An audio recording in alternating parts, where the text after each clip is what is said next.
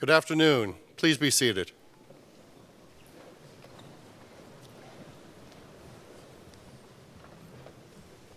I'm Dean Grover Cleveland Gilmore, and it's my great honor to welcome you here. For those of you who got here a little bit early, I want you to know that it stopped raining, and it's a beautiful blue sky outside, so you can look forward to that when this ceremony is over. Welcome to the 2016 diploma ceremony of the Jack, Joseph, and Morton Mandel School of Applied Social Sciences at Case Western Reserve University. This is a very special year for us because we've begun celebrating our centennial. We were chartered in 1915, and the first students entered in 1916. We're celebrating by having 100 weeks of centennial celebration, and we're right at our midpoint. And what a great celebration at the midpoint of that centennial celebration year. The school was started at the request of civic leaders in Cleveland. They came forward and told the president and the trustees of the university that they saw a need in the city of Cleveland, a large, growing industrial city, a need to support people, to support families. And the trustees met and they decided to answer that call. And as such, we became the first professional graduate school established at an American university for the study of social work, which at the time was described as applied social sciences. So graduates, you can be very proud to be at a school that not only was the first, but more importantly, I believe, responded to the needs of the community, even in its founding. Each year we are joined by alumni who are living the mission of the school. I would like the alumni who are here to please stand and be recognized.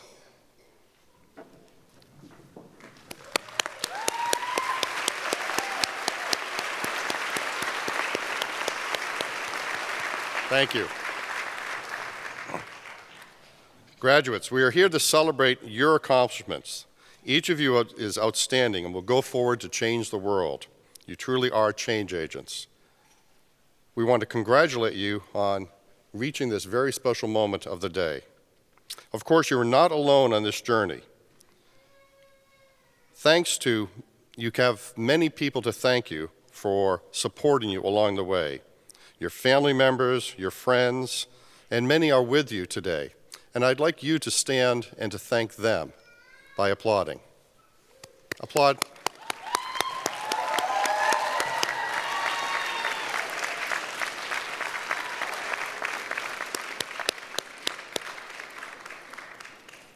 Your faculty and your advisors have also helped you to reach this day.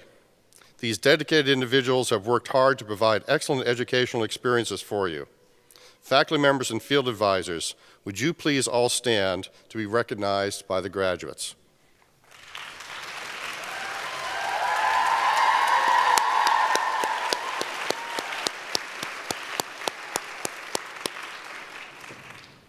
I want to tell you that during the ceremony you may see some faculty leaving. It's not because of my lengthy remarks.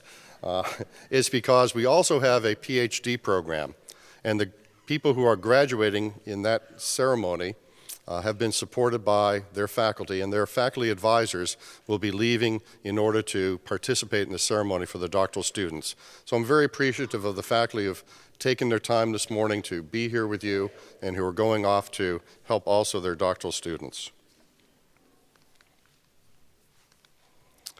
It's with great pleasure that I introduce the Mandel School graduate student speaker.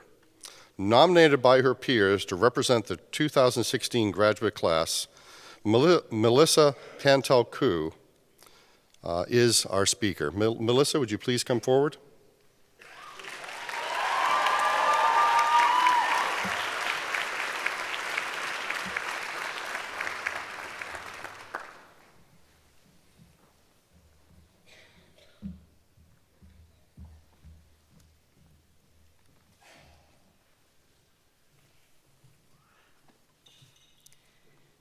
Thank you so much for the honor of addressing my fellow graduates. as well as the faculty, staff, and field instructors who have taught and worked with us, and the family and friends who have supported us as we've pursued our degrees.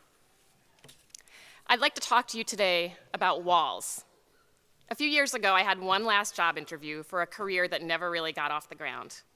This career was never a good fit for me, and I was absolutely dreading this interview because it represented all of these old feelings, all of the shoulds, other people's expectations, and my sense of not being enough. I was so nervous about this interview that I literally ran into a wall.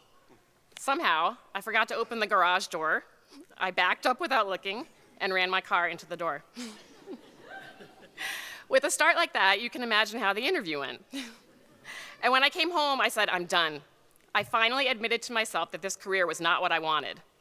It took 2 more years after that before I came to MSAS, but running into that garage door allowed me, finally, to let go of a piece of my past that was not working for me. Many of us personally have run into some kind of wall, or we've been close to someone who has. We also feel outraged as we see fellow human beings walled in by poverty, injustice, discrimination, and mental or physical illness. As I've gotten to know many of you during the past 2 years, I've learned that these deeply personal challenges and feelings are a large part of what's driven us toward careers in social work. We've taken pain, channeled it through a defense mechanism or two, combined it with some evidence-based practices, and now we're ready to get to work. As social workers, a lot of what we'll be doing and what we've done already in our field placements is helping client systems and clients who have run into walls.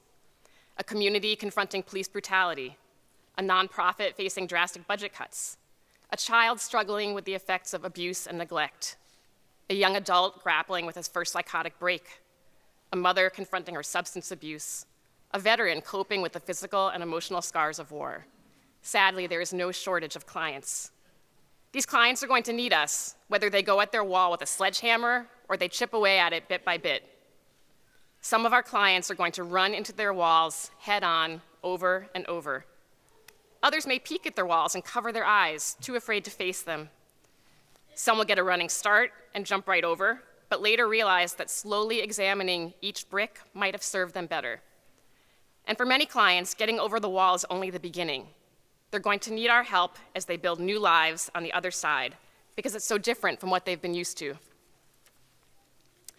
The past 2 months, I've been working with a client who is unhappy with her situation, but she is just not ready to change. I've been standing at the base of the wall, offering her a way to get over, and she refuses to do it. While it's been a huge challenge for me to accept this, ultimately it's been a very important lesson as I begin my social work career. My role has been to give this client a boost so that she can see over the wall, so that she gets a glimpse of what might be if and when she decides to make a change. I wish all of you strength in the years to come. We're going to need it to help the clients who are ready for change, and we'll definitely need it as we work with those who are not. It's inevitable that we will run into walls in our professional lives. Social work, as we know, is an intense career. We're going to see a lot, we're going to hear a lot, and we're going to feel a lot. Let's be there for each other. I urge you to draw strength from our cohort and from the larger MSAS community, for ourselves and for our clients. Each and every client needs our skills and our passion. Stand by your client's side, face the wall, and know that simply by standing there, you have made a difference. Thank you.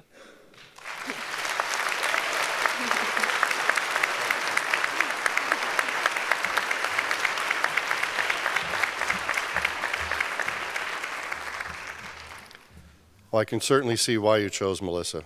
Beautiful, beautiful remarks. Thank you.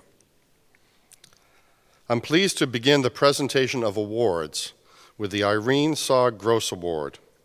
This award is selected by Mandel School students for a fellow classmate. At this time, I would like the current president of the Mandel Council for Student Community Leadership, Jasmine Danner, to come forward to present the award. Jasmine?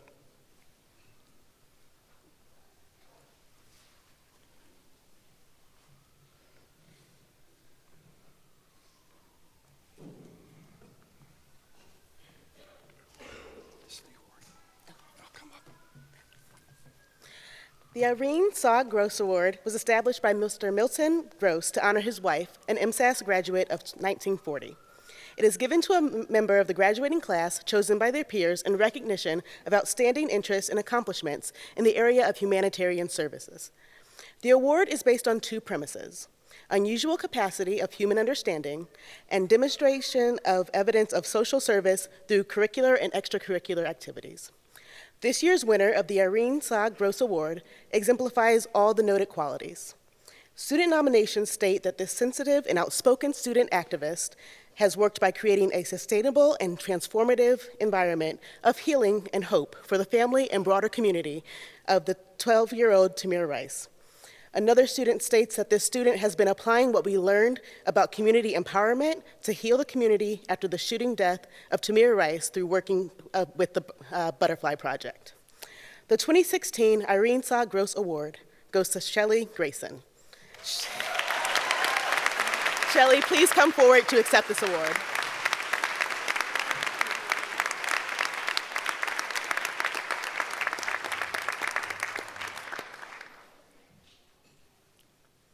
So we'll stand over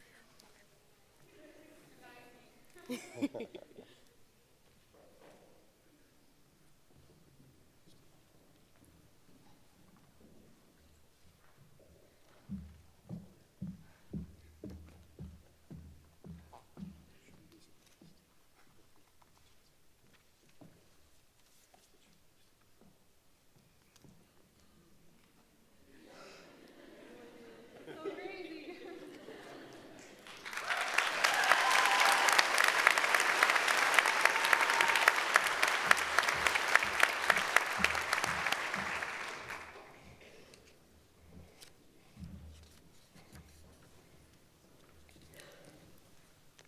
The John A. Yankee Student Community Service Award is presented to a graduate who has actively engaged as a volunteer in one or more successful community service activities or projects while a student at the Mandel School. The spirit of the award is to recognize a student who exemplifies Emeritus Professor John A. Yankee's dedication to community service and his desire to strengthen the nonprofit sector. The award brings public attention to the extensive commitment of students to the nonprofit sector and provides the opportunity to highlight both the students' involvement and the organization. A summary of comments from faculty nominations include the following.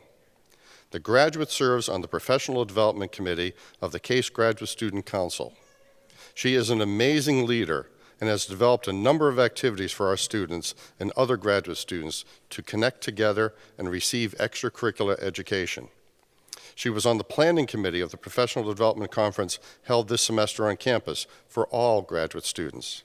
Hundreds of students participated in a very successful conference. She took the content of a session on conflict management to her field agency, the Free Clinic. They have now asked the faculty member to present this session to their entire staff. This exemplifies the way in which this graduate connects nonprofits to resources and is a great networker. She demonstrates enthusiasm, a commitment to excellence, and respect for all she encounters. I am pleased to present the 2016 John A. Yankee Student Community Service Award to Brianna Usher.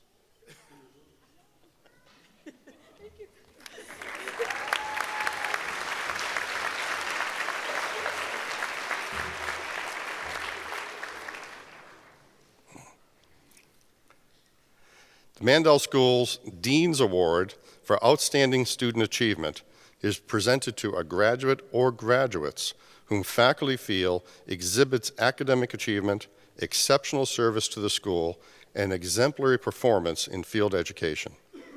This year, 2 students have been selected for the award. The awards are being presented in alphabetical order. I ask that both recipients wait until I have read the commendation for both and then come to the stage. This gives you a moment to get ready. The first graduate was nominated because of her leadership, service to the Mandel Council, service to the school, and to the social work profession. This graduate is someone who will always show up to help and will give her best effort. She took over the Mandel Council leadership after the elected president had to step down, and she did so with humility and grace. Consistently, this graduate is seen at Mandel School events and community events. She appreciates the broad range of opportunities available to social work practitioners in both macro and micro specializations, and knows that social work practitioners use all levels of interventions to sponsor social change. She's been an energetic member of the Mandel School community during her time here and will continue to be an active ambassador for the Mandel School after graduation. Her achievement in coursework and service have been above the usual standard of excellence we set for Mandel students. For all of her accomplishments in leadership, I'm pleased to present the 2016 Dean's Award for Outstanding Achievement to Deb Crane.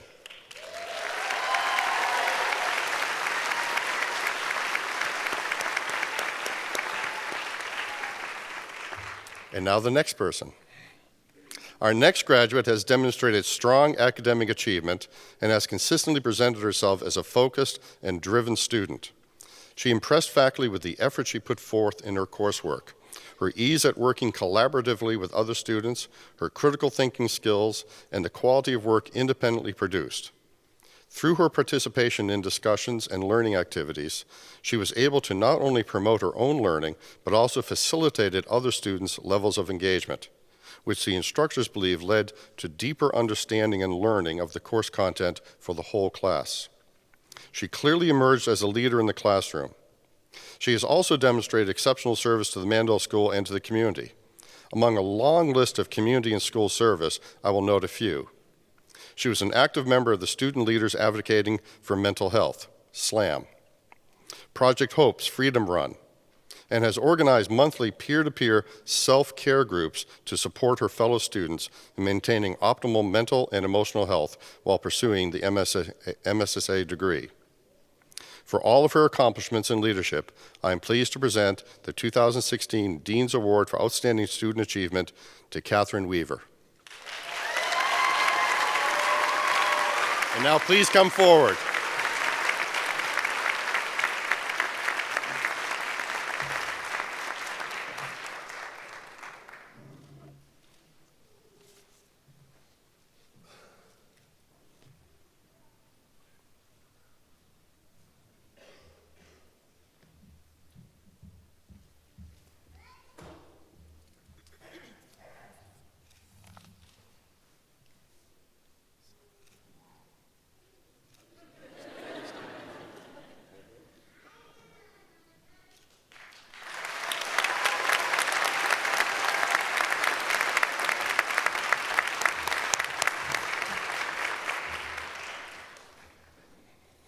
We are so fortunate to have the leadership among our students as represented by these individuals, but also by all of you sitting in the audience. And I've appreciated over the last few years going to our events and seeing you there, not only participating, but making things happen. So thank you so much.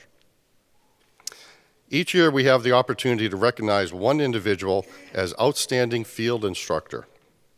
Field instructors are the social workers in the agencies who work without extra pay to help students develop their professional skills, apply the classroom theory to the realities of today's service delivery challenges, and develop their identities as professional social workers. They do it because they are committed to students and the future of the profession. Here are some student comments about this year's awardee. She wholeheartedly challenged me, helped break down my walls, and was there to rebuild my professional confidence when graduate work was vastly overwhelming. She has taught me so many things about being a professional, understanding my worth, and keeping my standards high regardless of pushback, and I will be forever grateful for her presence in my field experience. She truly cares about her students and does everything in her power to help them succeed and grow. It is with great pleasure that I announce this year's Field Instructor of the Year, Kimberly McFarland.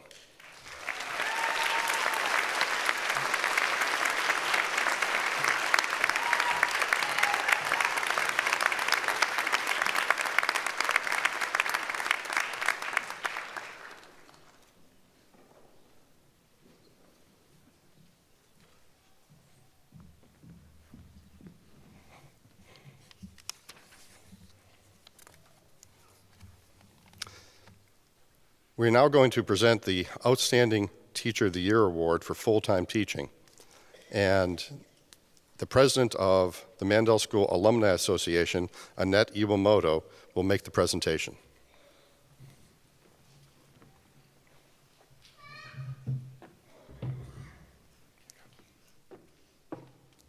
Thank you, Dean Gilmore, our welcomed guests, faculty, and graduates. It is a special honor for me to be with our centennial graduating class, 100 years of proud service for the benefit of all. As president of the Mandel School Alumni Association, may I welcome the centennial class of 2016 to our ranks. Today you join nearly 8,000 Mandel graduates from all 50 states and 36 countries across the globe. As alumni, we feel strongly connected to the school. Our greatest goal is to raise scholarship money to help offset the cost of tuition for students. Last year, we raised nearly $133,000 from alumni and friends that went directly into financial aid. Now that you're officially alumni, remember us when you receive our annual call. Please save the date for your first reunion to be held on Saturday, October 15th. This year's graduates receive complimentary tickets. Please stop by the Alumni Association table back at the school for a special graduation gift from the Alumni Association. The Alumni Association is also proud to be involved in the presentation of the Outstanding Teacher Awards. The awards honor Emeritus Professor Dr. John Yankee, who was nominated a record number of times as Outstanding Teacher for his ability to enlighten, motivate, and inspire. Although this award focuses on one individual today, it is a testimony to the tremendous talent and commitment of each and every one of our faculty members who teach at the Mandel School. Please join me in thanking our entire faculty for their extraordinary commitment to the education of our students.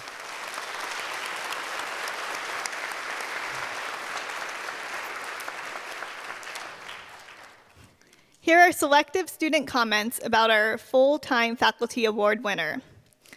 Her extensive child welfare background informs classroom discussion and case studies, which bring clinical concepts to life in such practical ways.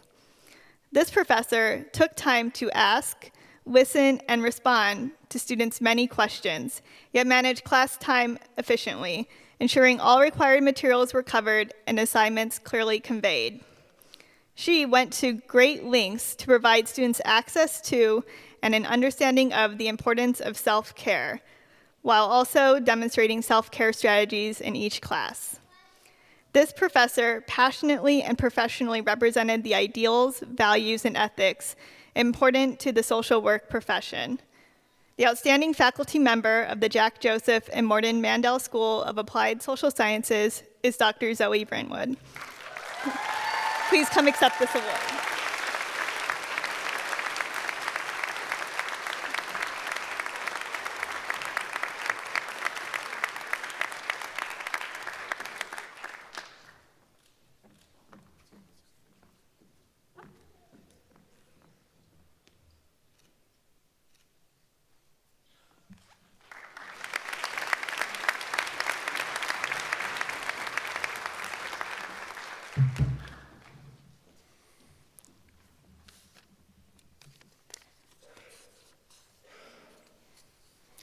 There's one more award that will be given today.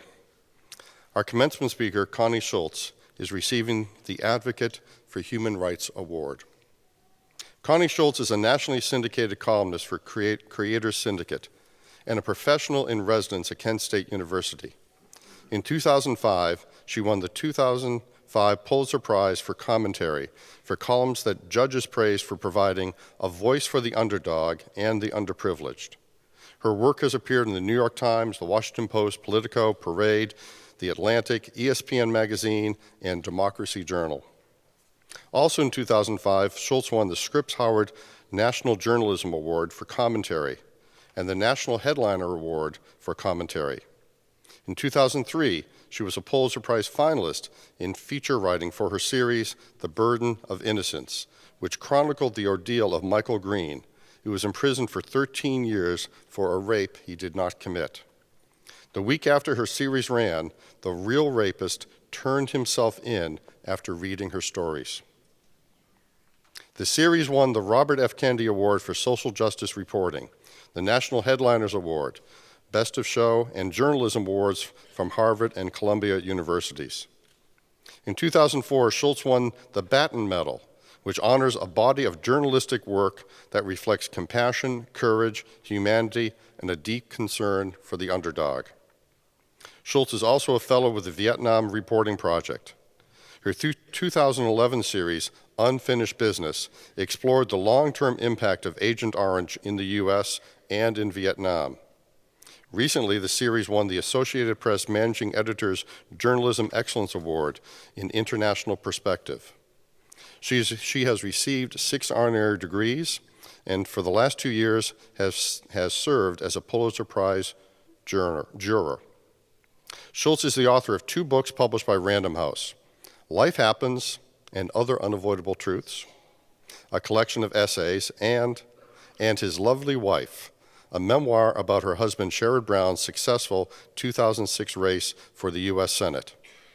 She's currently working on her first novel. Schultz and her husband have 4 grown children and 5 grandchildren. They live in Cleveland, Ohio, with their rescue dog, Franklin. In many ways, Connie is a change agent. She uses the power of the pen to bring about transformation in our society. Her writing inspires thoughts and actions which lead to positive social change. As we saw with the Michael Green case, she's willing to put her reputation on the line for truth and fairness. She speaks for those who are innocent and need help, but for whom justice failed. She defends them in her communication and urges the community to take action to assist them in their plight. Her Pulitzer Prize-winning pieces enlighten us, provide us with new perspectives, and help us walk in others' shoes, which moves all of us closer to social progress. Many of these characteristics are those of social workers and nonprofit leaders who give a voice to those who don't have one. And we know that advocating and fighting for justice through words and actions are essential in order to be a change agent.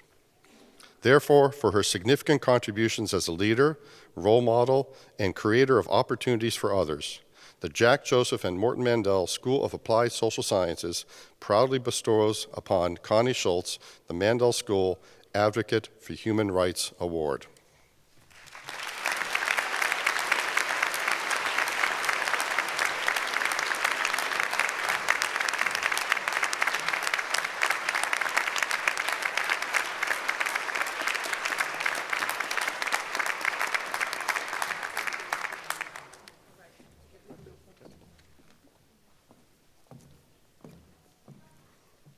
Well, I just want you to know that award is much bigger than the Pulitzer Prize.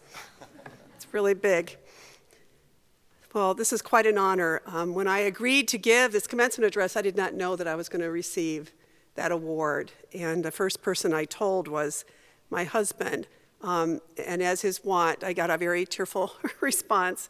I want to acknowledge 2 family members who are here with me this morning. My brother-in-law, Robert Clark Brown, who is treasurer of Case Western Reserve University. I don't think Bob has ever heard me give a speech before, and I don't know what he will think of it, but being a member of the Brown family, I am certain that he will let me know. And my husband, U.S. Senator Sherrod Brown, is here. I am often asked how I knew when I was in love with Sherrod, when I had fallen in love. I had been a long-time single mother for a decade when I met Sherrod, and I think they want some really highfalutin answer, something about, his heroic deeds in Congress and all the things that he's done for the country, which matter so much to me. But frankly, The moment I knew was when the first time he offered to make coffee for me instead of my making my own coffee, and I assured him that independent me was quite capable of making my own coffee, and thank you very much, and I'll go do that. And he turned to me and he put his hands on my shoulders. He said, "Please sit down, we need to talk." And then he said, "You are not giving up your right to own property or to vote by letting me make your coffee." And that is when I knew I was in love with Sherrod Brown. Dean Gilmore, thank you for those kind words. Thank you for this invitation. Thank you to the faculty. I've met so many of your faculty here this morning. Wow, the stories they have, and their own stories that they have. Thank you to all the administration who is here, all the family and friends, and to you, the graduates, most of all, to you. And I also want us to acknowledge all the invisible people, most of whom you haven't seen, which is why I'm calling them invisible, who made this day possible for us today, all the staff and all the volunteers. We are always lifted up highest by the people we seldom see, and I want to make sure that we acknowledge them as well today. So please join me in marking them. Thank you.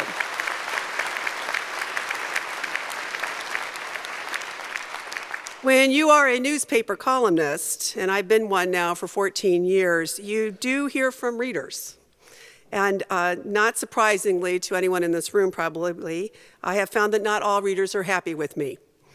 A recent exchange from a male reader resonates for me. This morning he wrote to me and said, "Madam, our newspaper runs your articles. Every single time, for years now, you insert your opinion. This is not journalism." And I wrote back and I said, "Dear sir, I am a columnist. That means I am a journalist paid to give my opinion." And he wrote back and he said, "Well, I disagree with every opinion you write, so how can that be journalism?" But you did write back, which surprised me so much, I just read it to my wife. Now she's mad at me for what I said to you. So I guess you won that one. I'm here to share a few of my opinions with you today and to tell a story or two, because that is what I do.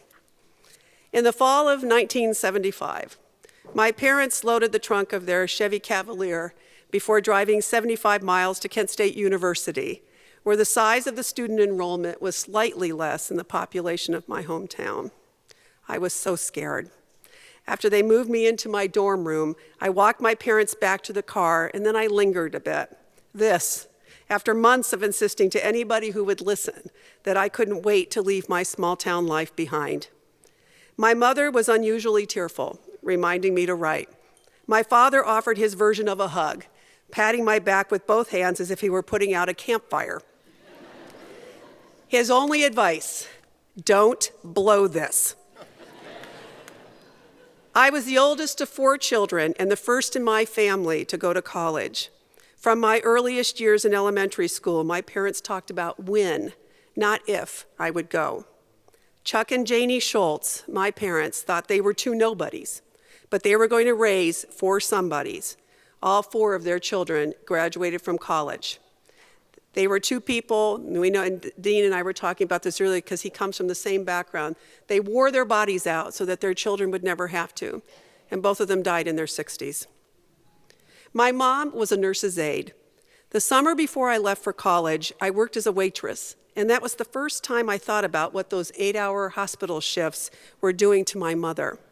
She'd leave before sunrise, wearing a uniform the color of butter, and return late afternoon, taking time only to change her clothes before she started to cook supper.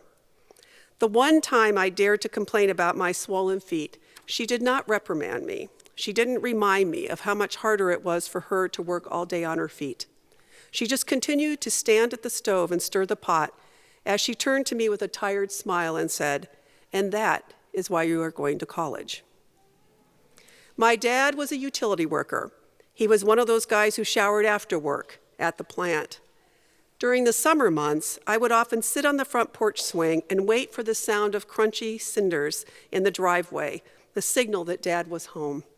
At his lowest moments, he used to say to me, "You could teach a monkey to do what I do." So often, my father would pull himself out of the car and at the sight of me, thrust his lunch pail in the air. "You're never going to need one of these," he'd say. "You're going to college." My 4 years at a state university changed me in ways neither I nor my parents could have imagined. Our biggest endeavors reveal their impact by how they alter the way we see ourselves. For the first time in my life, I entered classrooms led by adults who wanted to know what was on my mind. College was a place where the professors took me seriously. I can't overstate the impact of that on a working-class girl used to being either ignored for her gender or reprimanded for her big ideas. I mention my parents, my roots, because they had everything to do with how I became a journalist, writing stories and columns about people who are too often anonymous and almost always powerless.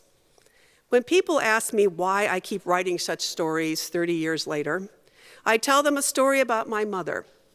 I grew up in Ashtabula, Ohio, a little town most people notice on their way to somewhere else on Interstate 90. It was my job in the summer months to watch my younger siblings. But at the end of every summer, my mother would do something special just for me. She would ask a neighbor lady to babysit, and we would go to downtown Ashtabula, to the department store on Main Street, Carlisle's it was called, and had a diner in its basement. This was a very big deal. This particular year was 1968, and I was 11 years old.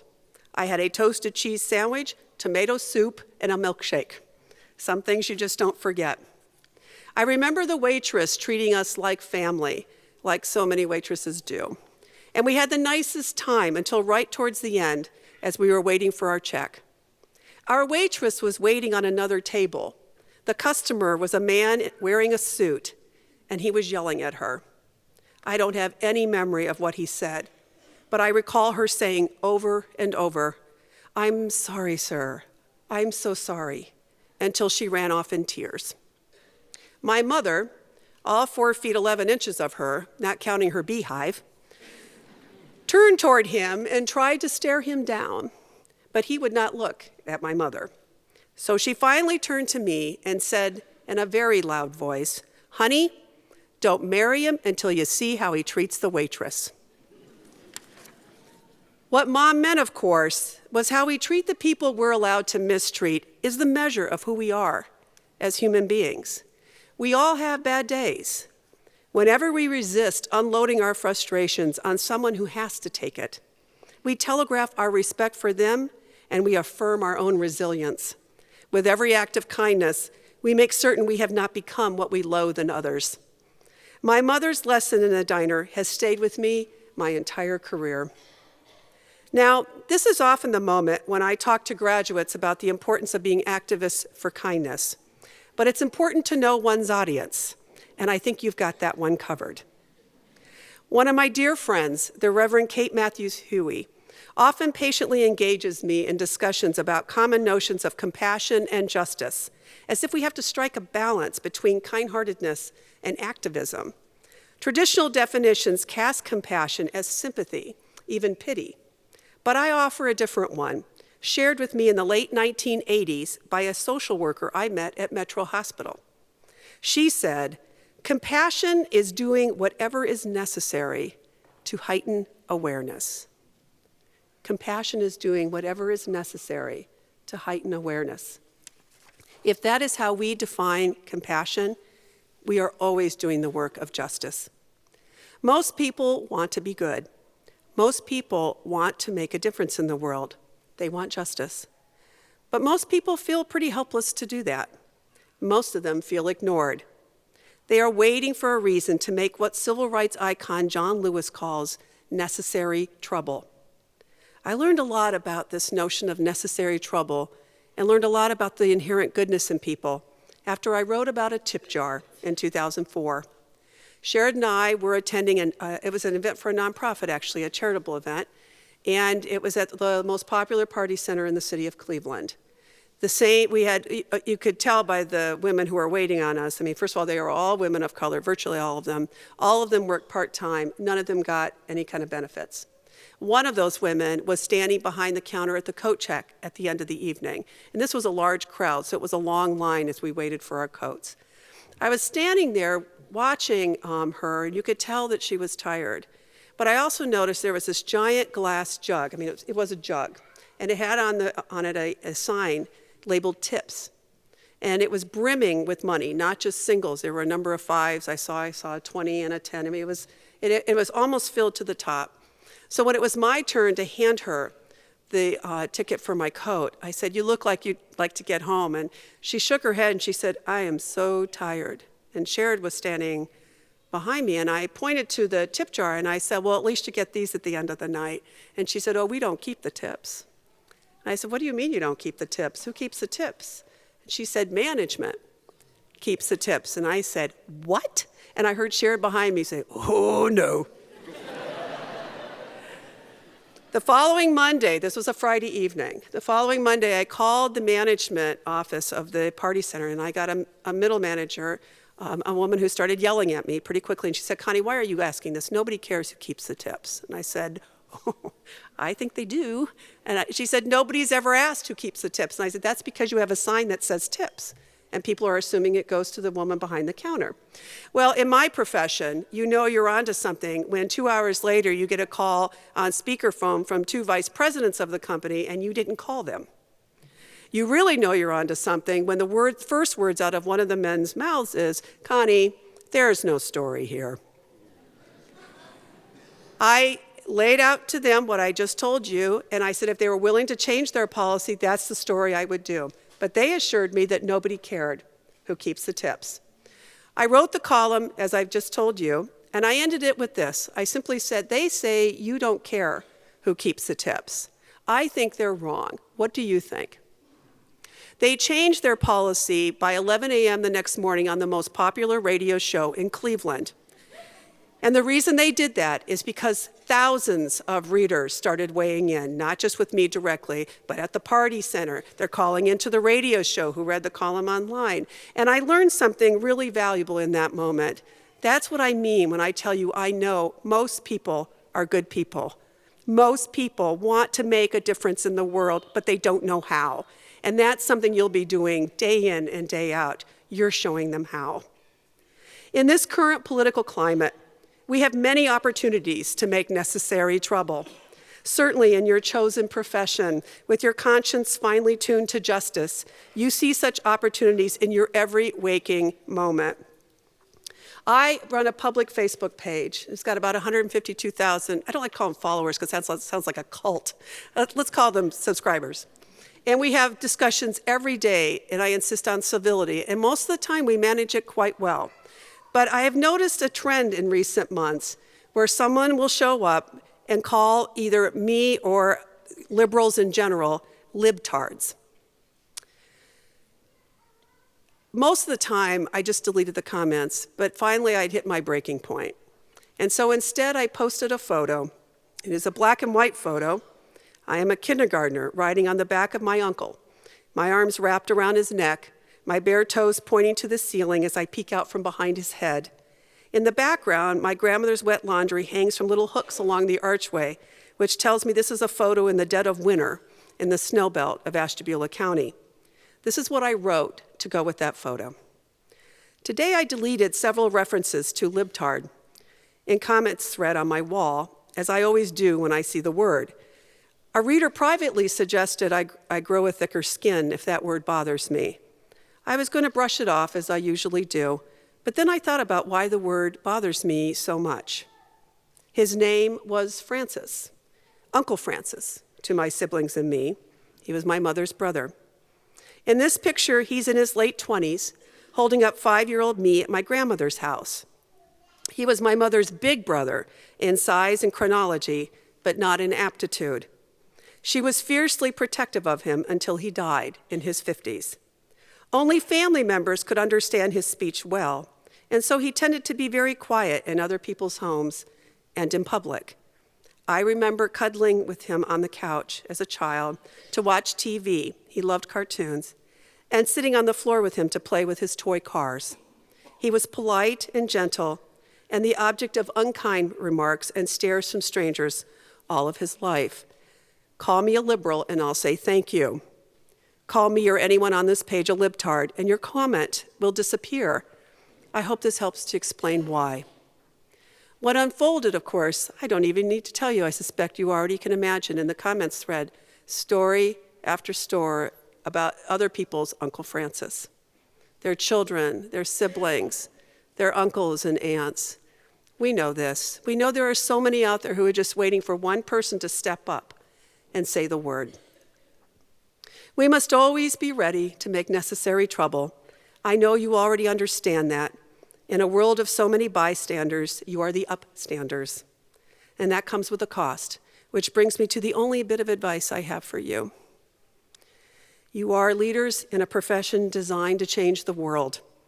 The most tired and weariest people I know are those who work day in and day out to improve the lives of the forgotten and the ignored. Leadership is lonely, and it is exhausting. The good people you serve take everything you think you have to offer and then ask for more. They're not selfish, necessarily, and they're certainly not aware of how demanding they can be. So often they meet you at the end of a long and brutal road. They look up to you. They count on you. You're the fixers. You are the lamplighters. For an awful lot of people, you are their last hope. It is humbling to be on the receiving end of such a profound belief in your abilities, of a certainty in the depth and breadth of your generous hearts. It also can be unnerving, and a common side effect of leadership is your belief that you must show no weakness, no flaws.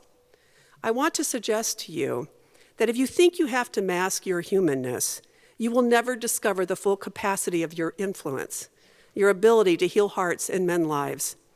When I first became a columnist, inevitably women would ask, "Doesn't that angry hate mail bother you?" And these were during speeches when we'd have Q&A. And at first I used to say, "Oh, no, it doesn't bother me." And you know what? I realized why that didn't work. Number one, it was a lie. Of course it bothered me. And number two, if I held myself up as somebody different from the rest of them, I couldn't reach any of them. I would never close that distance. Now I'm not about to compare myself to any of you. I get a lot of attention for what I do, and no one is going to call me today because strangers just banged on their door and dragged all of their belongings to the curb, because a daughter has been diagnosed with cancer and they have no car, no doctor, no idea of what comes next, because someone somewhere has decided today is the day he or she just cannot take it anymore. That's your job. Those are the calls you get all the time. So often, in their saddest moments, you are the only one who holds up a mirror that reflects a better version of themselves. You show them what you see in them. But here's my certainty. People who respect you and who admire you, even love you, and that would include your family and friends here today, are hungry for signs of your own struggles, your own moments of uncertainty that took you on a journey to a different place from where you started. What I'm asking today is that you share your own stories. Why are you here? Of all the ways you could have carved out a life, you chose this. I know it's not for the money. So why are you here? Not only do I think sharing your own story helps others, having to think about your life, your calling, and why you're doing what you do is a process that rewards the author of that story most of all. I often say I don't really know my opinion about something until I have to explain myself in a column. I am here to tell you that when it comes to self-awareness, there is no substitute for asking yourself the same questions you've been asking people who turn to you in the hardest times of their lives. Right now, there's a lot of excitement about development in downtown Cleveland. But Sheridan and I live in zip code 44105, where one of the highest foreclosure rates in the country.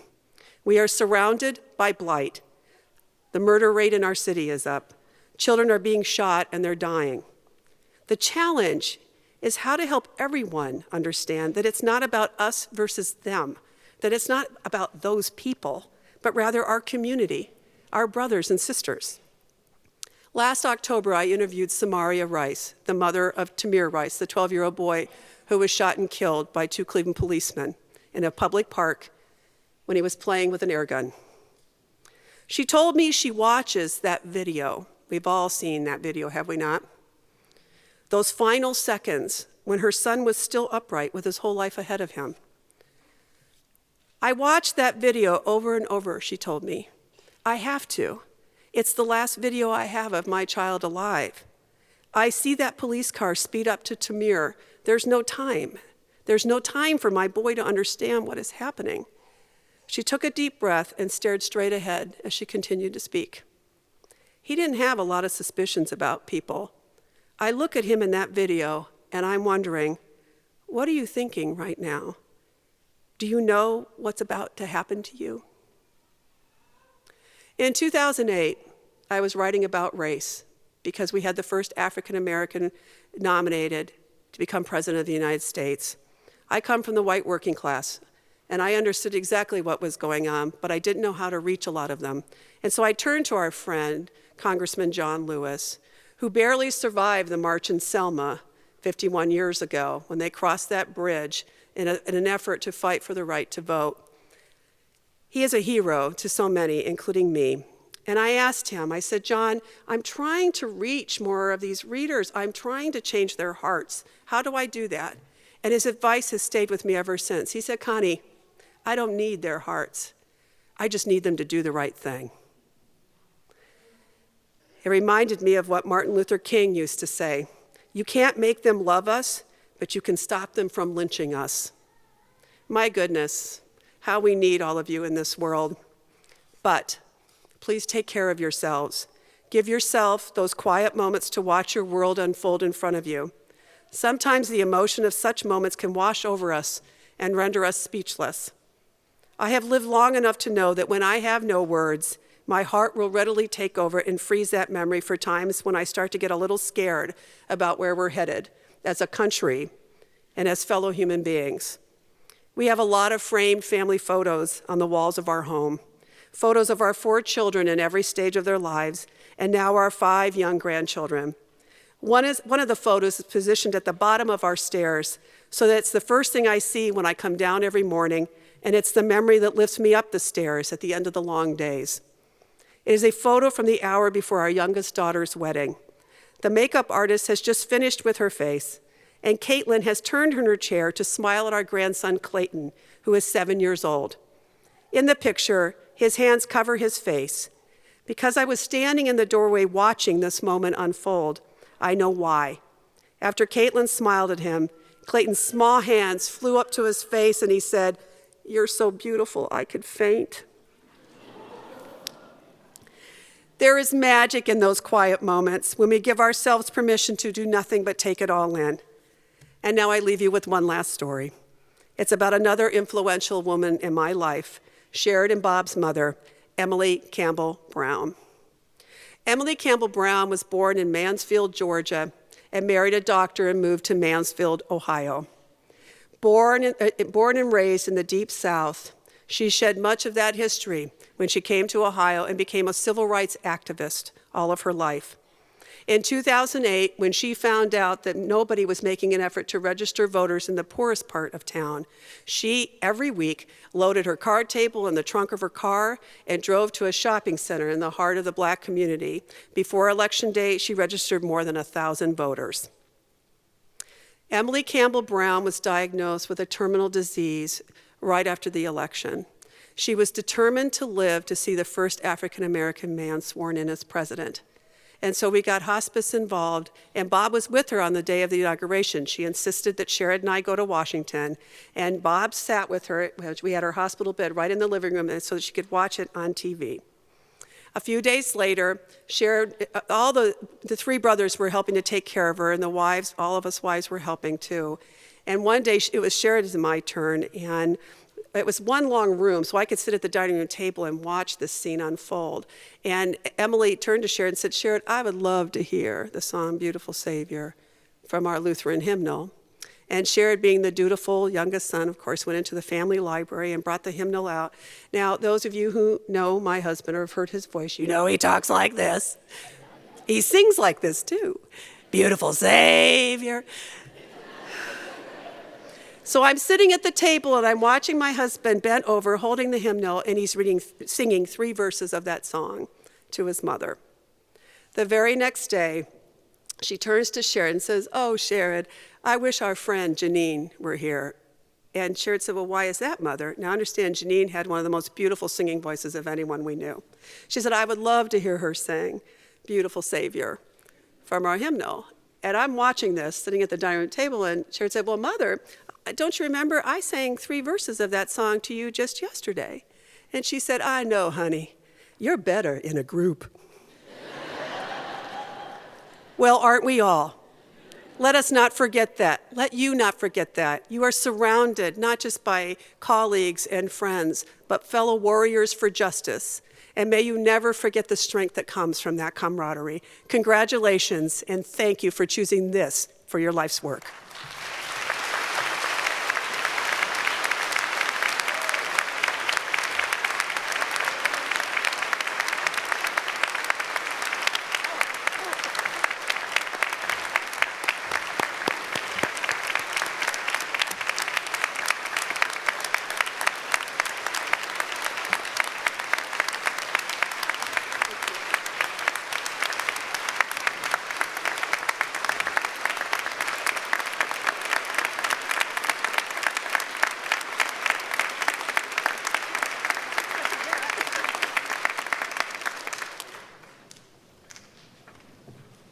Should we ask for an encore? No. Thank you for I won't say it's a talk, but really a message from the heart. Thank you so much, Connie. So what's next in our program? Oh, yes. We're going to have what you've all been waiting for, where we honor each of our graduates individually. We'll honor graduates for the Master of Science in Social Administration degree and for the Master of Nonprofit Organization degree. Each graduate will come forward and be presented with an academic hood symbolizing the master's degree. After being hooded, each graduate will proceed to receive her or his diploma, shake hands, have a photo op with me. Then each graduate will proceed towards the steps to receive a degree pin from our Alumni Association President, Annette Iwamoto. This pin is commemorative and symbolizes your accomplishments at the Mandel School. We'd like you to wear it every day so everyone knows you're a graduate of the school. In addition to our master's level graduates being celebrated today, we also have 9 doctoral program graduates that will be receiving their PhD degrees this afternoon at the School of Graduate Studies ceremony. These graduates have devoted an average of 5 years in their doctoral program studies, which has included 2 years of coursework, passing a qualifying exam, and completing a dissertation research study under faculty supervision. They will become faculty members in schools and departments of social work, or will hold postdoctoral research positions immediately upon graduation. I would like to read their names and the names of their advisors to you so that we can honor them for their accomplishments. Julia Kowalski, who was advised by Dr. David Hussey. Unyele Lee, who was advised by Dr. Ana Maria Santiago. Young Sam Oh, advised by Dr. Aloan Townsend. Hai-Un Young Park, advised by Dr. Elizabeth Tracy. Anna Roma, advised by Dr. Ana Maria Santiago. Michael Salwitz, advised by Dr. Mark Joseph. Tanisha Tate, advised by Dr. Ana Maria Santiago. And Susan Yoon, advised by Dr. Megan Holmes. Before we proceed with the ceremony, let me note that we understand and appreciate your enthusiasm, but in the interest of time and to be sure that all graduates can be recognized, I'm going to ask you to hold your applause and your hoots and your hollers until the end of the diploma ceremony, so that we can make sure that everybody receives proper recognition when they are on the stage. I'll now ask the marshals and the staff members and the guest participants to please take your spots.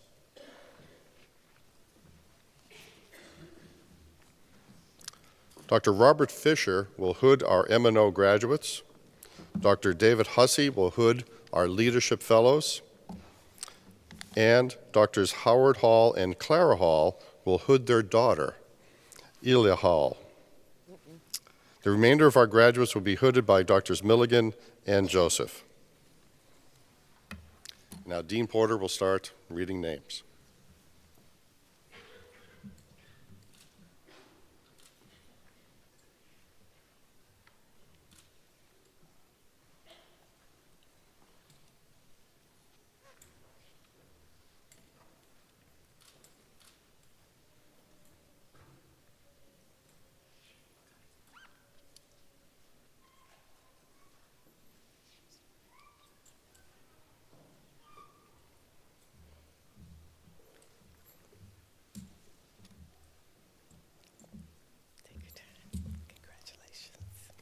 Acacia Gabrielle Cook.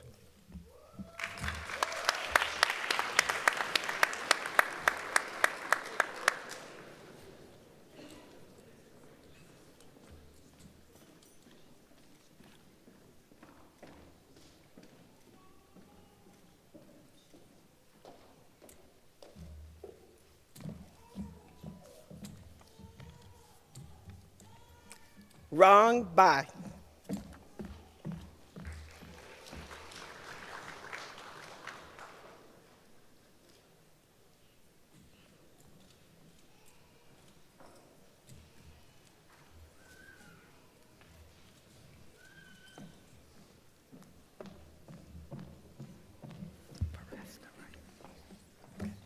Gulnar Barasta.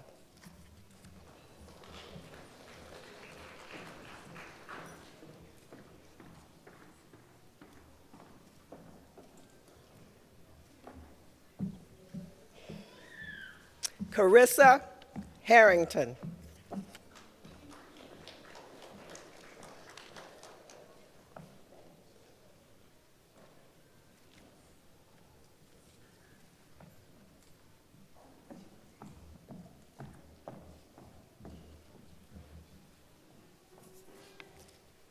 Andrea Hess.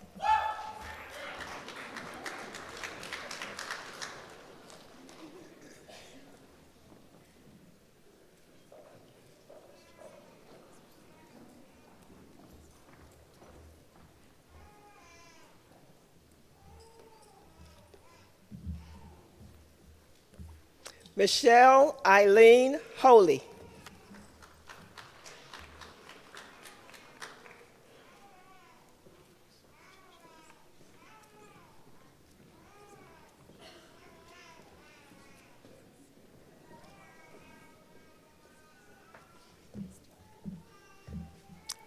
Michelle Marie Snyder.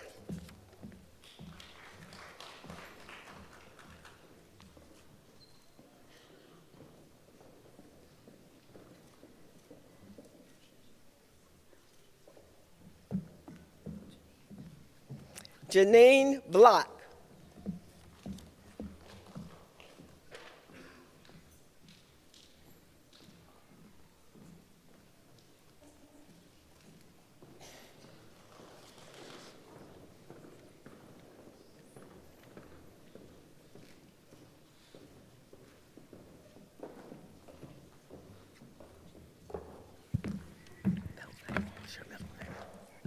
Okay.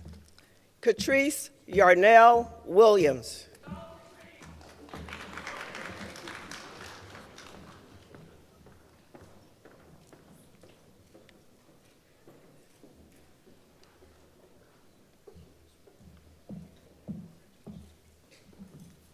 Lisa Bartlett.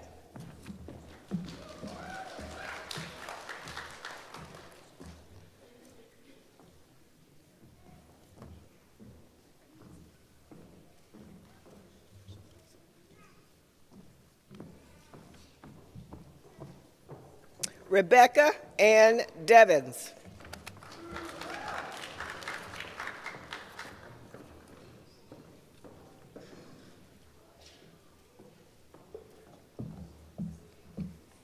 Doreen Nicole Hip.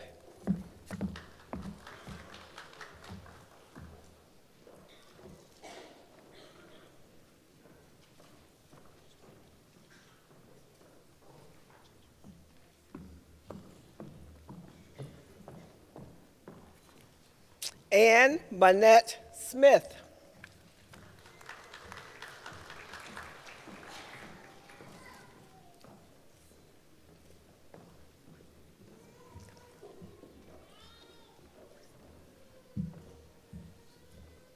Molly Elise Antamarino.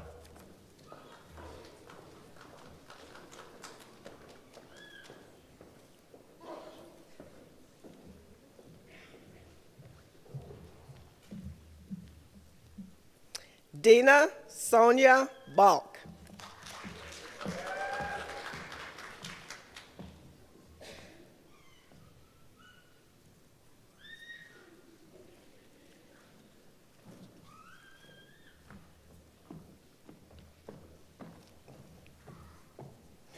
Ronald Walter Emmanuel Barker.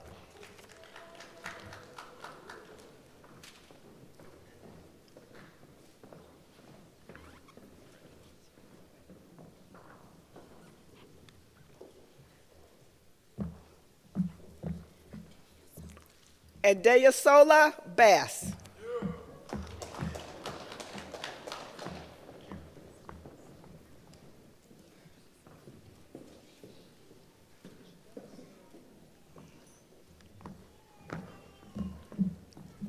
Colleen Marie Bednar.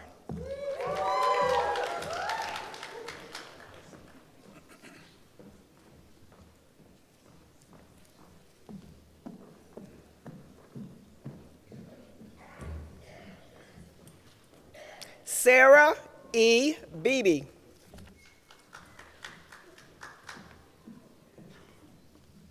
Take your time. Take your time.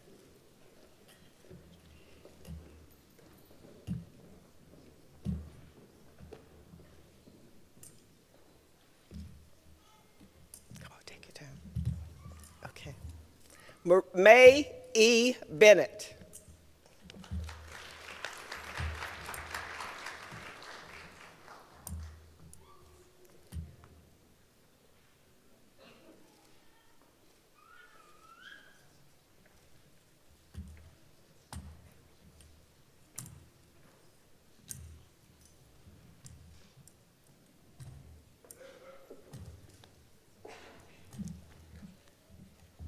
Kelly Bickle.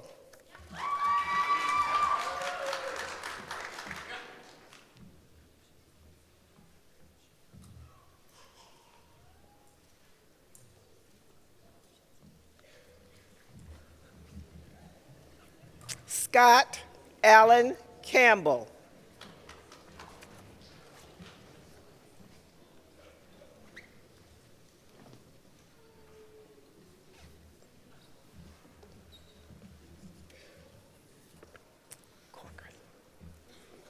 Alex Patrick Corcoran.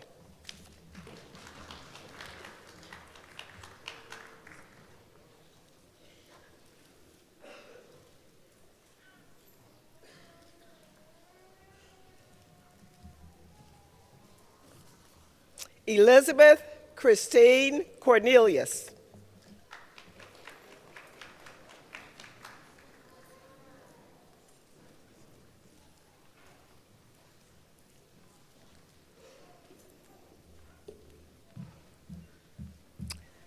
Maya Lewis Cortez.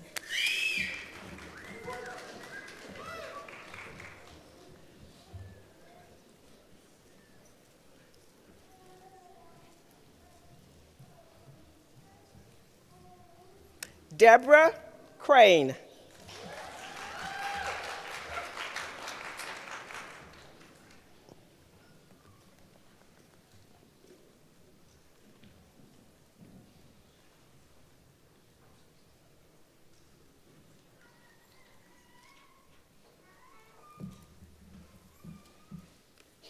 Aaron Kirby.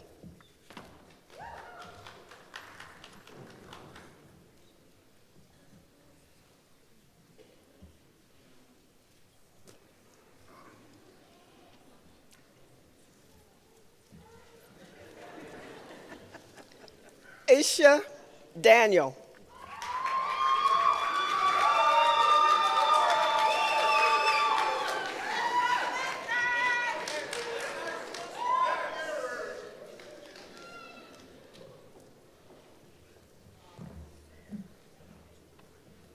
Rachel Marie Davis.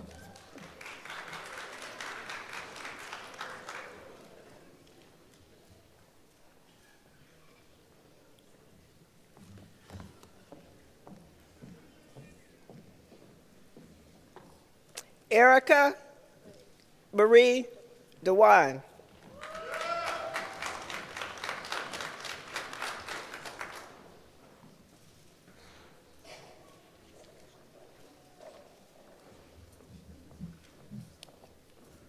Alyssa Monique Dillard.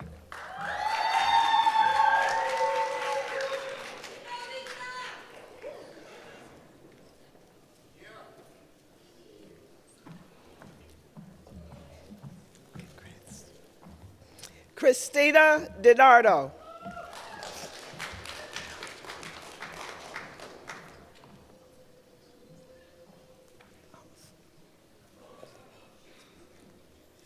Take your time.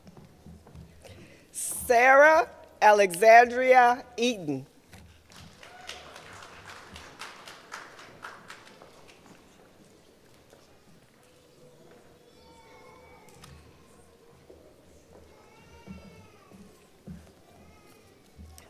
Allison Barclay Edgerton.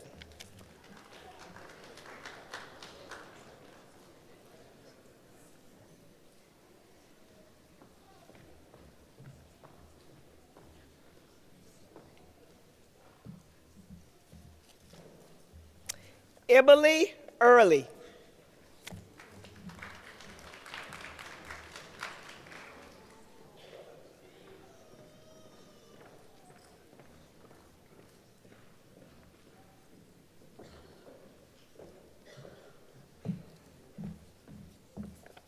Christy Falzini.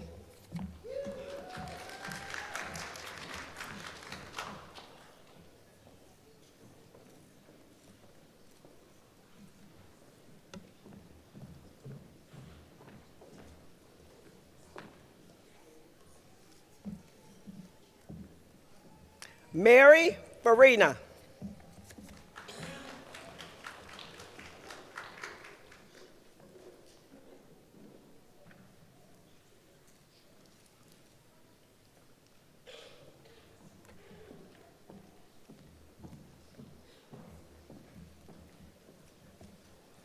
Patricia Ann Fitzwater.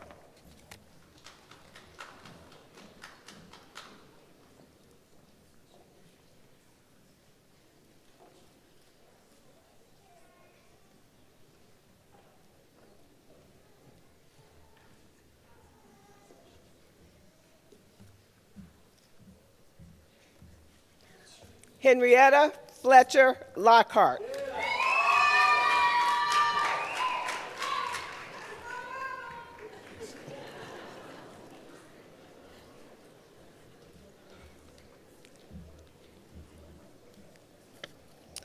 Azy Perline Forbes.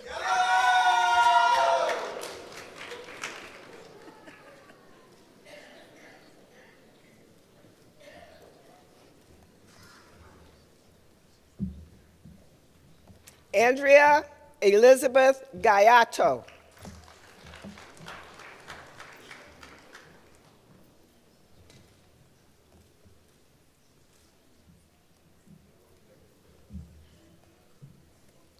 Molly N. Galloway.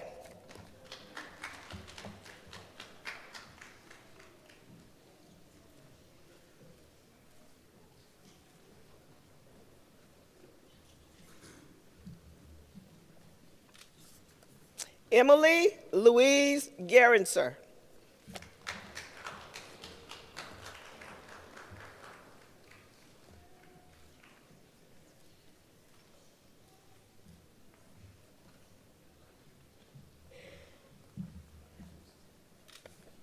Larissa Garrick.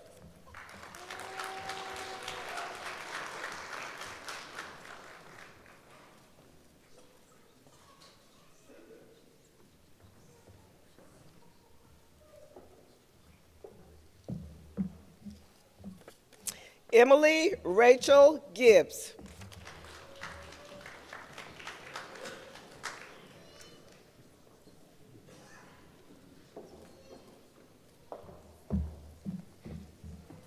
Shelley Ann Grayson.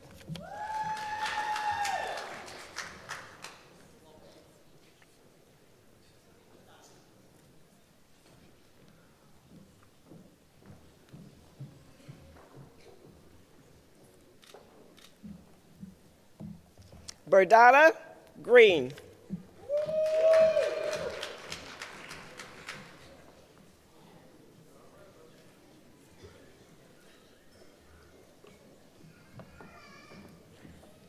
Ilea Elizabeth Hall, who's been hooded by her parents, Howard and Jeannie Hall.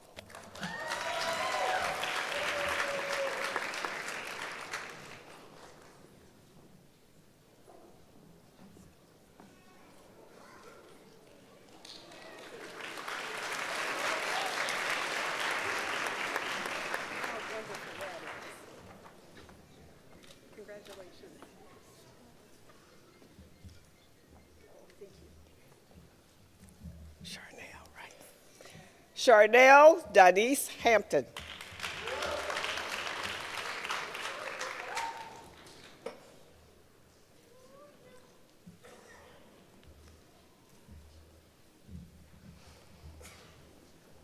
Jennifer Ashley Hannon.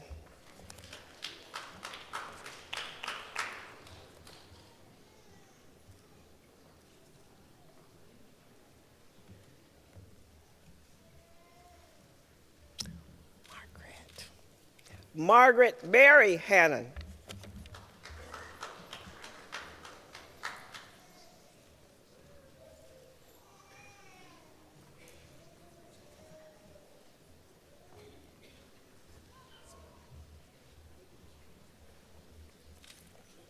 Yes.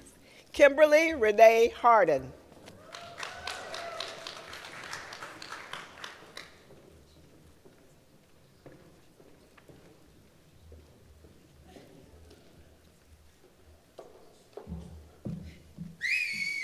Jada Lynn Harris.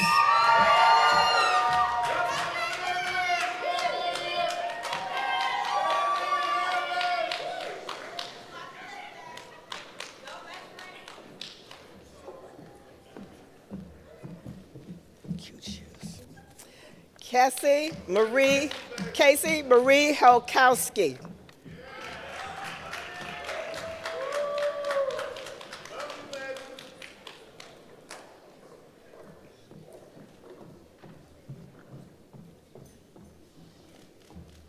Say it again.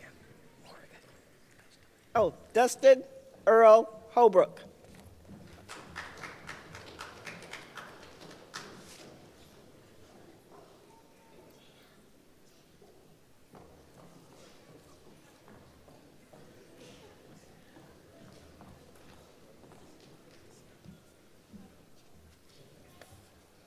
Amanda Rayback.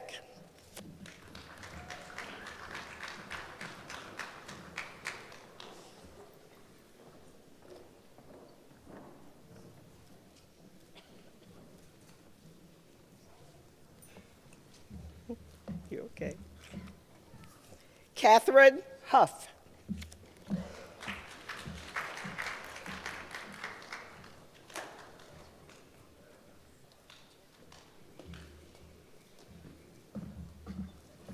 Hello there. Dwayne Hurt.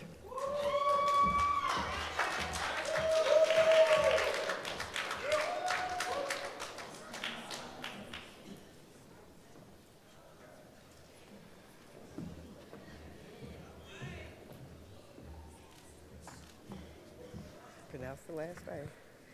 Patricia Janine Pinto Alandoni.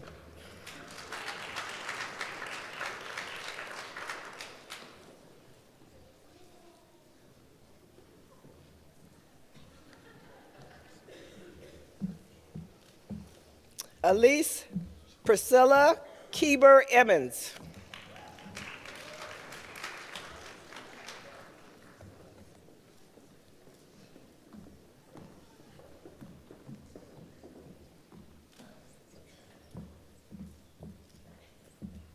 Tara Caitlin Knight.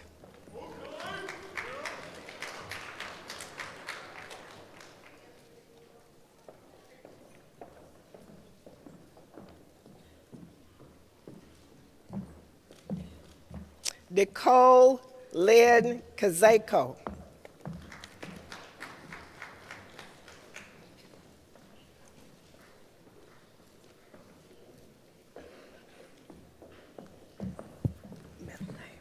How you pronounce your middle name? Okay. Joyce Ivy Serfaco Kuma.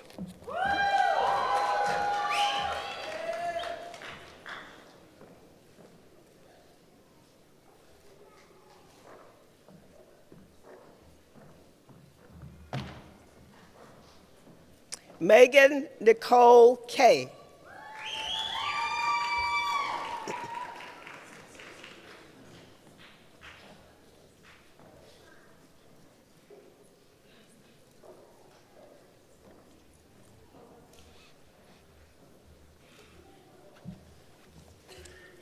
Dola Landis.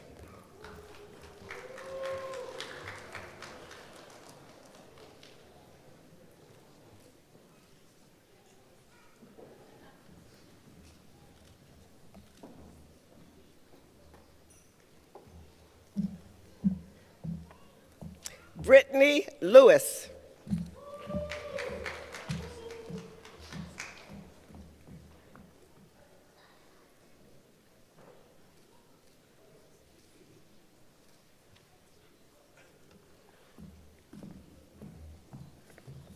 Gina Marie LaCurcy.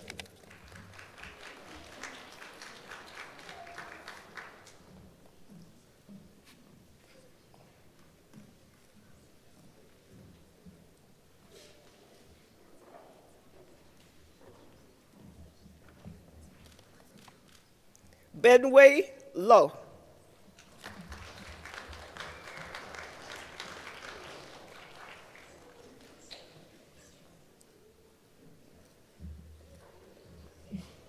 Pronounce.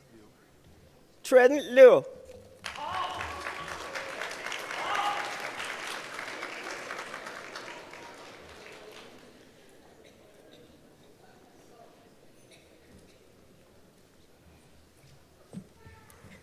Sam Lapata.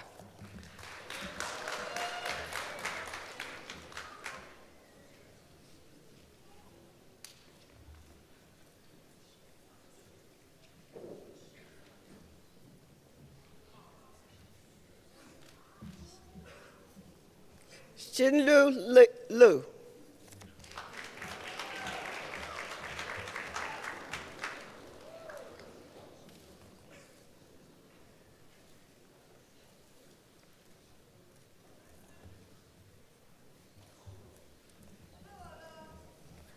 Marie Christina Luciano.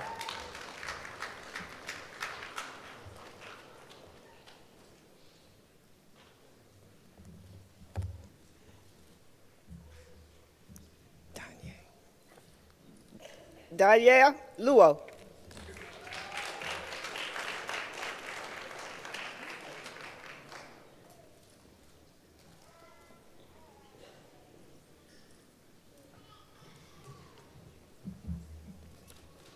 Jose Metos.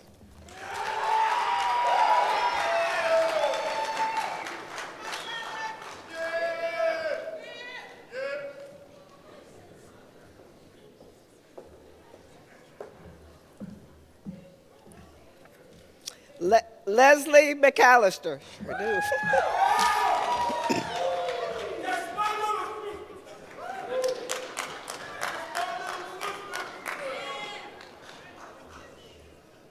Yalak, right? Yalak Mesfin. Okay. Yalak Mesfin.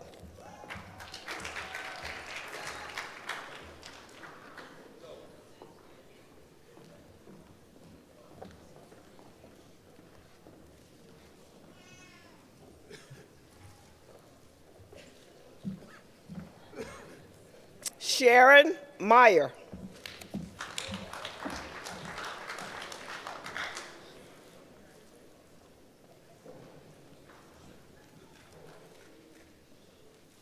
Take your time. Take your time. Monica Salida Michael.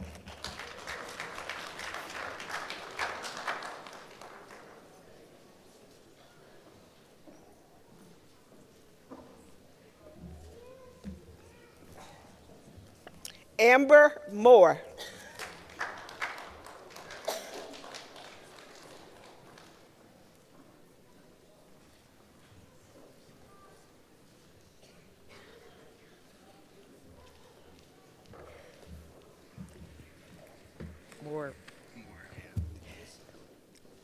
Peter Joel Morahan.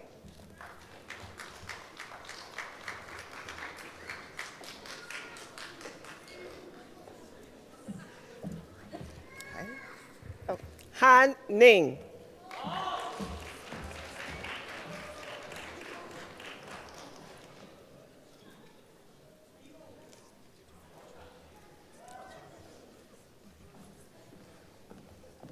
Teresa Louise Olson.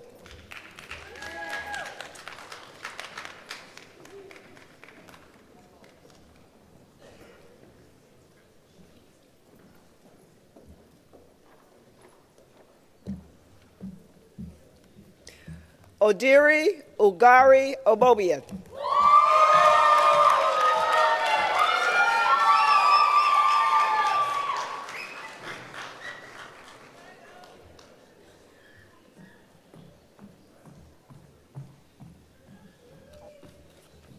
Alexandra Opartini.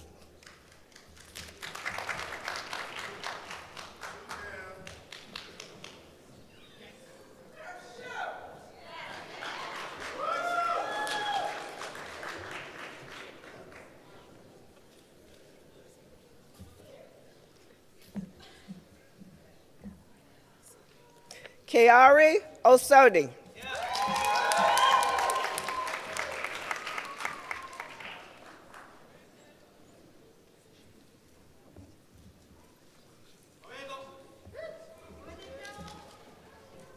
Melissa Pantel Koo.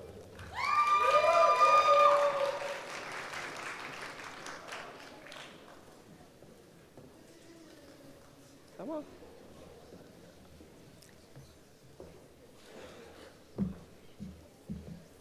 Megan Elizabeth Patterson.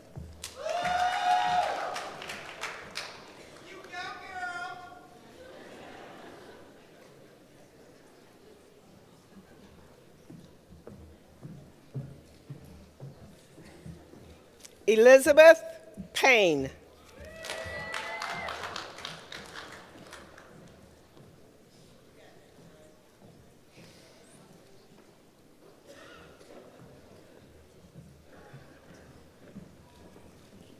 Adele Jocelyn Pulaski.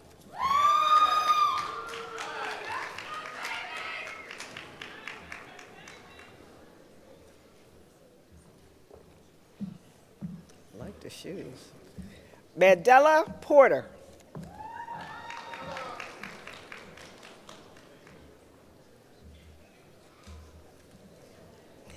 Robert Richardson.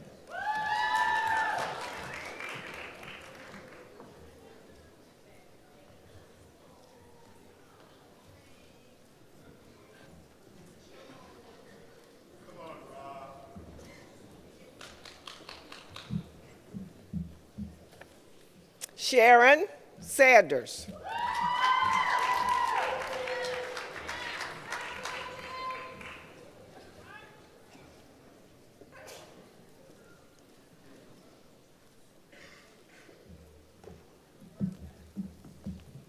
Stephanie Scales.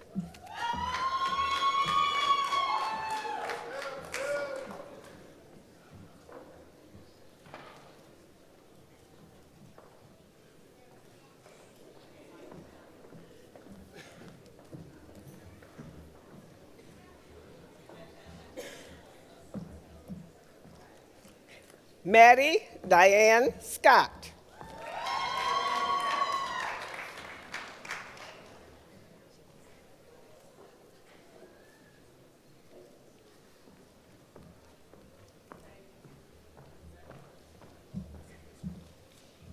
Travis Wade Scott.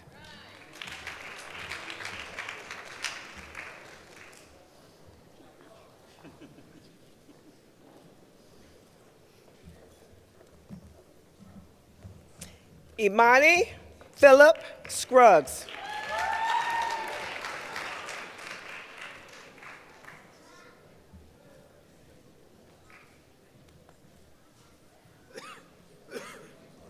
Thank you. Congratulations. Hermaya Monet Shepherd.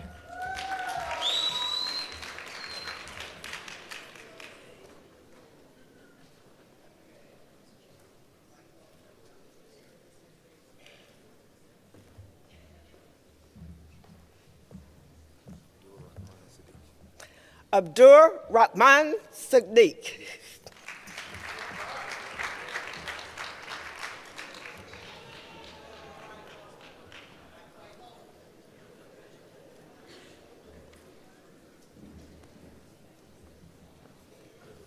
Maria Slaughter.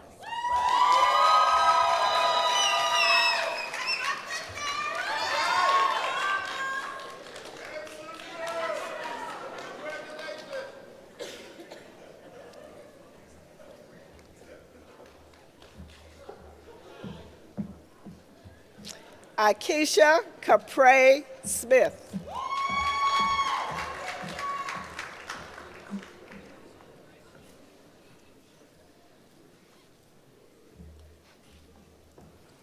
Slow down. Daria Sudman.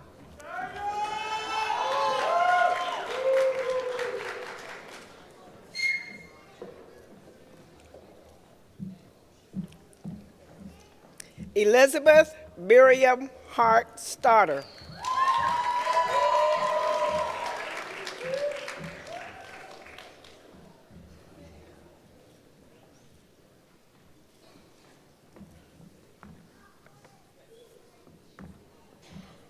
Carly Marie Tipple.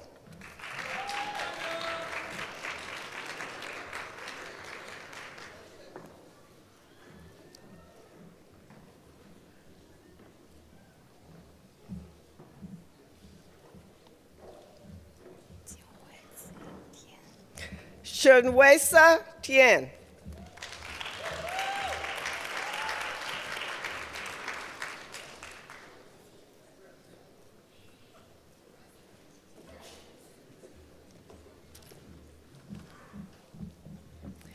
Kaya Diane Trubiano.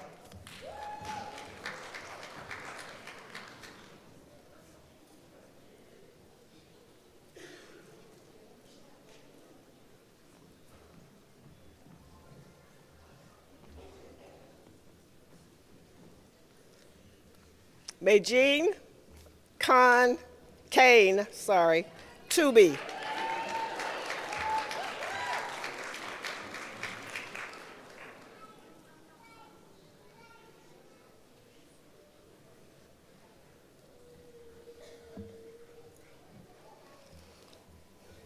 Brian David Turk.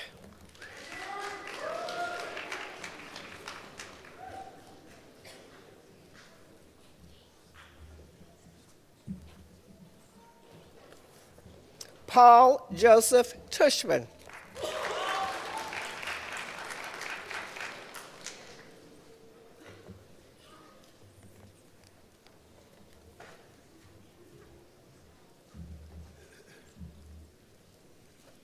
Catherine Irene Tyler.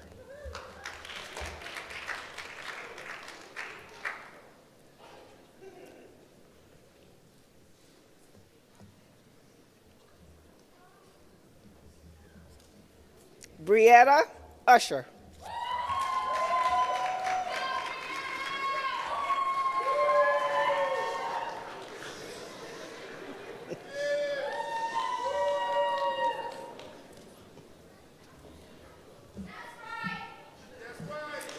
Chelsea Ann Vilk. No, I was holding.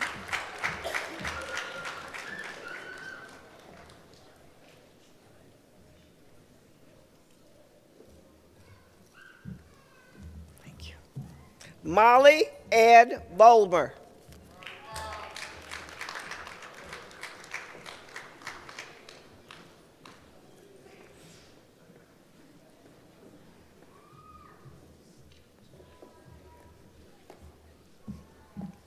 Finally, huh?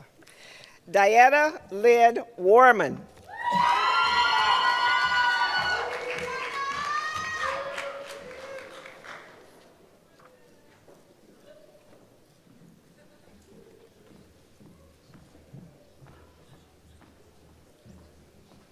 Catherine Lee Weaver.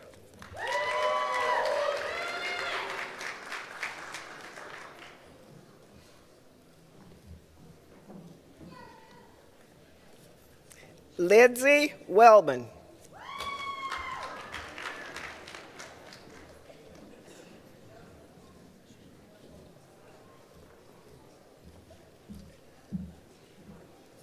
Lindsay White.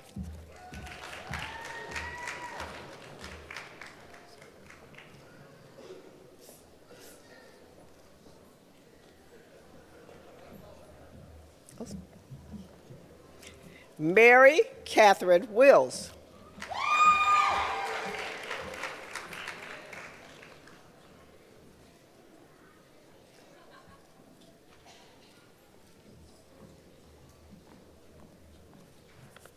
Katrina Wilson.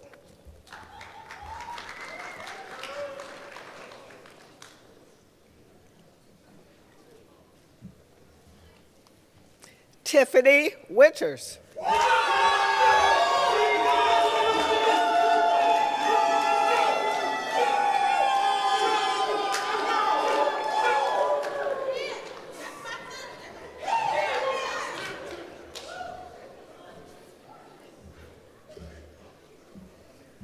I see.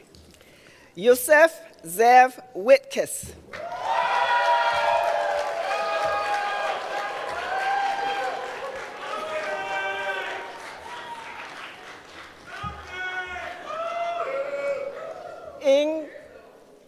Ing Chung.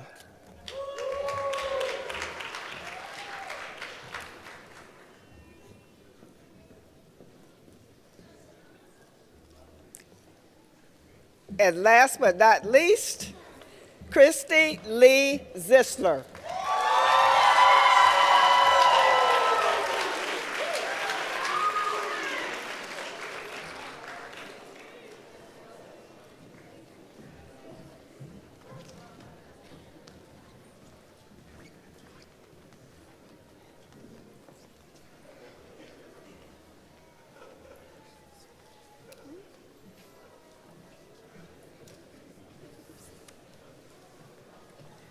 Let's have a round of applause.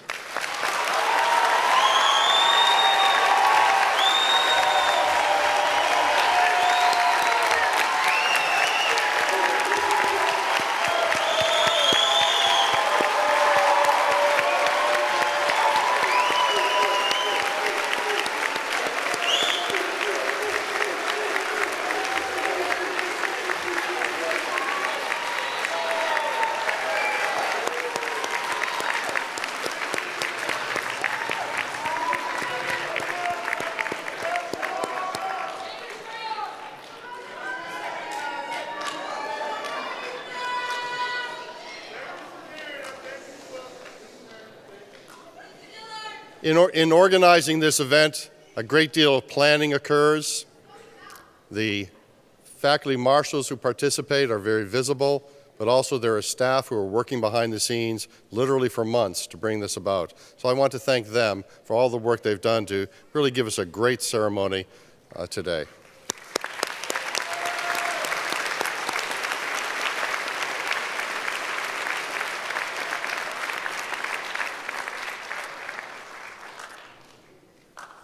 One of our graduates once said, "Once a part of the Mandel School, always a part of the Mandel School."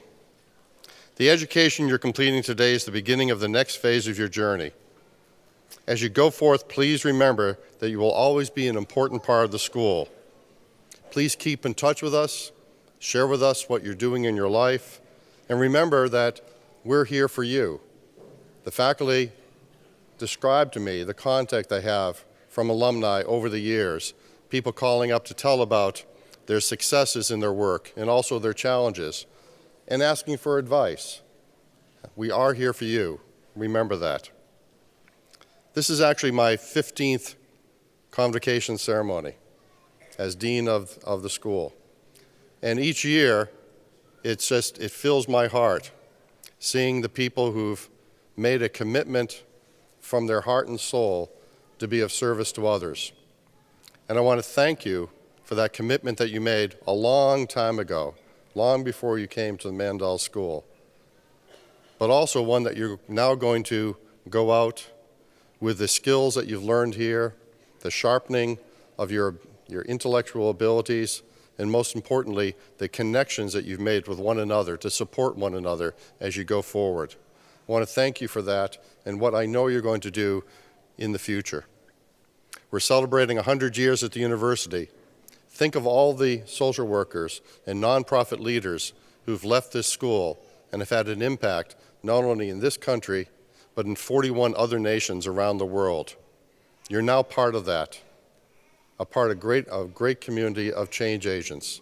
So thank you once again. Finally, we're about to have our procession out. I'm going to ask the people to remain in their seats. I'll lead the procession, first of the platform party, including faculty, and then the students behind me will go outside. And then after the students have all processed outside, we invite you to come out then and to greet them and congratulate them. Also, there's a reception, a really nice reception waiting for you back at the Mandel School. And for the graduates, this will be very special because for some of them, it'll be the first time that they'll see our renovated school. So you get in there, see what was going on behind the chain link fence since last May, and you'll have a celebration with your family members. I'm looking forward to seeing you back there. Okay, so we ask the receptionist to begin, the organist to begin, and we'll start.